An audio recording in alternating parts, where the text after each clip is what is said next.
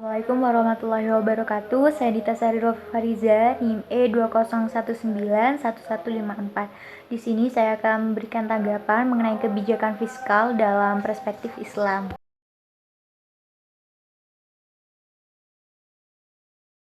Kebijakan fiskal adalah kebijakan yang dilakukan oleh pemerintah dengan cara meningkatkan atau mengurangi pendapatan dan belanja negara untuk mencapai tujuan yang diharapkan. Jadi, kebijakan fiskal ini adalah kebijakan yang dilakukan oleh pemerintah dengan cara mempengaruhi perekonomian melalui perubahan pengeluaran dan penerimaan pemerintah. Tujuannya diantaranya adalah mengurangi pengangguran.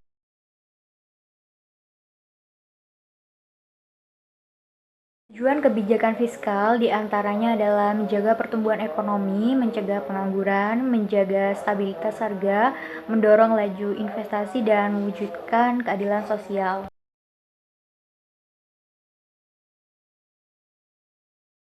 Jenis kebijakan fiskal ada dua. Yang pertama adalah kebijakan fiskal ekspansif. Jadi kebijakan ini adalah dengan menaikkan belanja negara dan menurunkan tingkat pajak. Kebijakan ini dilakukan untuk mendorong pertumbuhan ekonomi yang sehat. Yang kedua adalah kebijakan fiskal kontraksional. Kebijakan ini adalah dengan menurunkan belanja negara dan meningkatkan tingkat pajak. Kebijakan ini dilakukan pada saat perekonomian mulai memanas atau overheating dan tujuannya adalah untuk menurunkan tekanan pemerintah.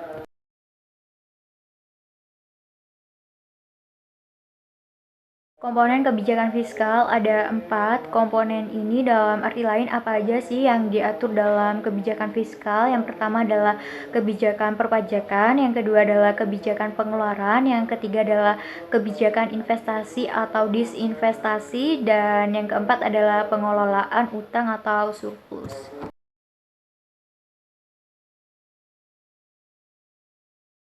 Instrumen kebijakan fiskal yang pertama adalah anggaran belanja seimbang, yang kedua adalah pembiayaan fungsional, yang ketiga adalah anggaran defisit atau kebijakan fiskal ekspansif, yang keempat adalah anggaran surplus atau kebijakan fiskal kontraktif, yang kelima adalah stabilitas anggaran otomatis, dan yang keenam adalah pengelolaan anggaran.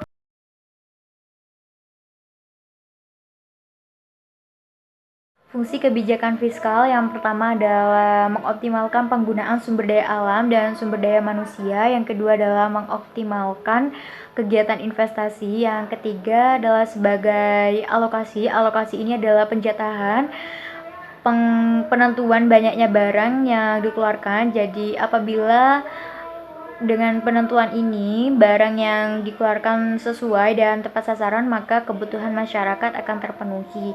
Yang keempat adalah sebagai distribusi. Distribusi ini adalah agar pembagian pendapatan nasional merata. Yang keempat adalah dan selanjutnya adalah stabilisasi. Jadi stabilisasi ini adalah memelihara tingkat pendapatan nasional. Dan yang terakhir adalah pembangunan seperti infrastruktur dan fasilitas umum.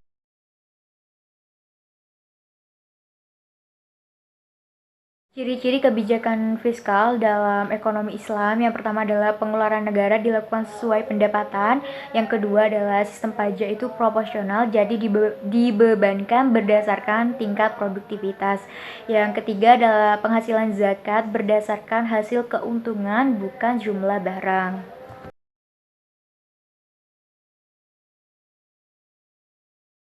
Fungsi kebijakan fiskal dalam ekonomi Islam yang pertama adalah memelihara terhadap hukum, keadilan, dan pertahanan. Yang kedua, perumusan dan pelaksanaannya terhadap kebaikan ekonomi. Yang ketiga adalah sebagai manajemen kekayaan pemerintah. Yang keempat adalah intervensi ekonomi oleh pemerintah jika diperlukan.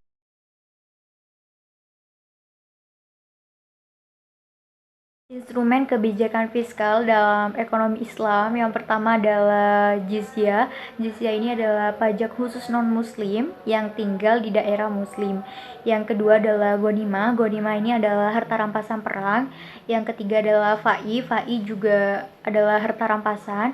Bedanya antara ghanimah dan fai ini adalah ghanimah harta rampasan perang yang artinya harus didahului dengan perang. Sedangkan fa ini adalah harta rampasan yang apabila harta ini ditinggalkan oleh penduduknya, jadi harta ini bukan harta yang harus didahului dulu oleh perang, jadi tanpa perang. Dan yang keempat adalah zakat. Zakat ini adalah harta wajib yang dikeluarkan oleh kaum muslim. Setelah itu ada kharaj. Kharaj ini adalah pajak tanah. Dan selanjutnya adalah nawaib. Nawaib ini adalah pajak khusus kaum muslim yang kaya. Dan yang terakhir adalah amwal fala. Jadi amwal fala ini adalah harta kaum muslim yang meninggal tanpa ahli waris.